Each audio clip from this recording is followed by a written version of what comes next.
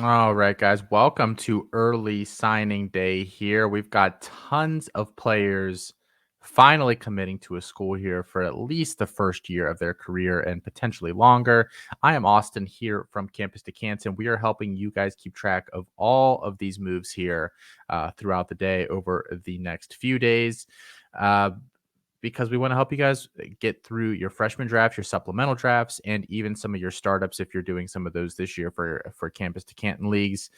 Get you guys familiar with some of these names and kind of give you some realistic expectations for these guys for this year and for the coming years. Today, on this particular video, guys, we're going to talk a little bit about Greene Jr., wide receiver here that is finally signing for UNC, committed a few months back, had a couple of different schools after him, but it is going to be signing here with the Tarheels. So a little bit about him from a physical standpoint, guys. He is 6'3", 185 pounds.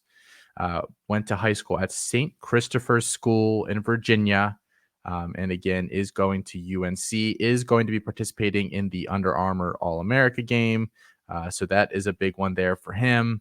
Not a lot of athletic testing numbers for him, but the kid is just an incredible athlete. And we're going to talk about that here in a second when I kind of just break down his game. Some rankings for you guys where this kid is sitting across all the major services in the 24/7 composite. He is wide receiver 8.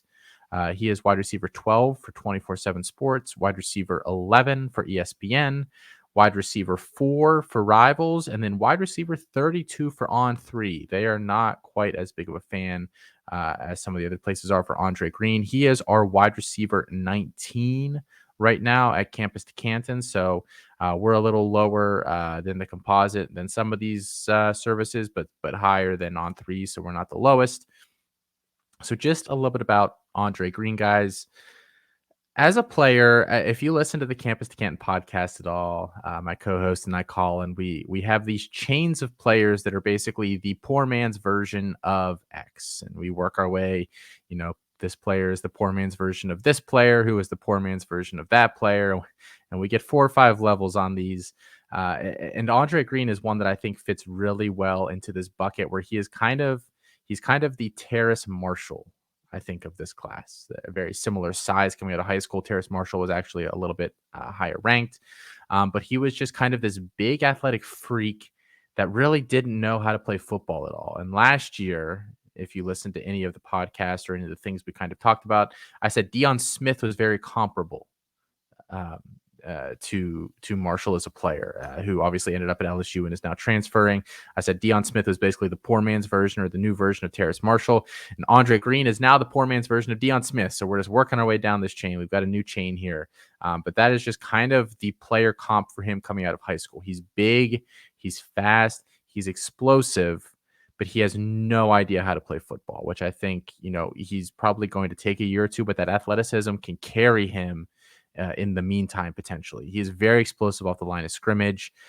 He has just insane body control and an insane catch radius, possibly the biggest in the class. I did note that I thought if he's not the best at that here in this particular class, he's at least got to be a top 3 guy. If you put the ball in his area code, he's going to go up. He's going to make a catch. Jump ball is really, really where he's at right now, and he's very strong at the point of attack. I think he's, I know he's a good athlete. I think he's a good football athlete, but they have, whatever high school he went to, they did not ask him to do a ton as a mover. So some of this stuff is really hard to say.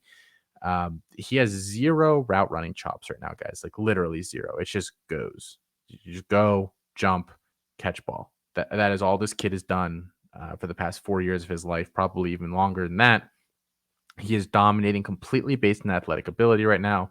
The level of competition, it doesn't seem great. I'm not that familiar with the area of Virginia he's from, but I would suspect that it's not one of those kind of top tier athletic places like a Texas or a Georgia or a Florida or any of those kind of places, even like Pennsylvania in some areas. So it's just him beating up on a bunch of smaller guys. You can see the tools there. You can see the athleticism. You can see the big hands and all of that kind of stuff. But it's just the other stuff is just such a question mark that I think I would have a hard time taking him at that composite ranking, that wide receiver 8. Um, but he's certainly an intriguing guy, and a guy maybe if I'm not drafting this year, as long as he's not a year 1-0, as I talk about sometimes, as in a player that, as a true freshman, does not catch more than 5 passes, does not catch a touchdown, and does not hit 100 yards receiving. As long as he can avoid that, I think that I might be taking him in year 2. I just don't expect a lot from him year 1, and I think the situation in North Carolina kind of plays into that a little bit. They had Sam Howell at quarterback this year, and for the past couple years, Sam Howell is leaving for the NFL draft. He is going to be one of the first quarterbacks taken in this year. We think it's probably going to be Drake May, their quarterback, but they have some other intriguing options. May famously not the first name off the bench this year when Sam Howell was out. That was Criswell there.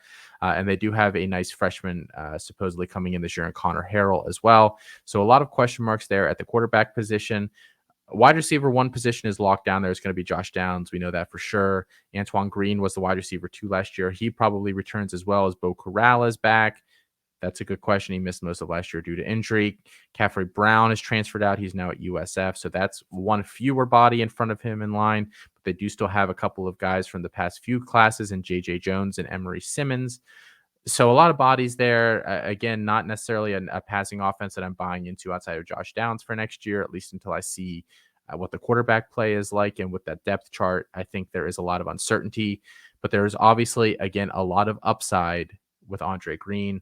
So I think if you can get him after the 3rd round in freshman or supplemental drafts, depending on what that player pool is looking like, I think that is certainly a decent range for him there. Probably would not take him in the top 10 rounds of a startup draft. You might have to. I know people are very intrigued by his athletic ability, but it's not a loss for you if he goes in the 7th round and you did not get him. That's just you can say somebody reached. I can live with that. So that is Andre Greene, guys. Keep tuning in here to the YouTube channel Campus to Canton. Subscribe there. We're going to be giving you all sorts of updates on these guys, and then all off season we're going to be doing player breakdowns. So really diving into some of the clips that we have of these guys to talk more about them.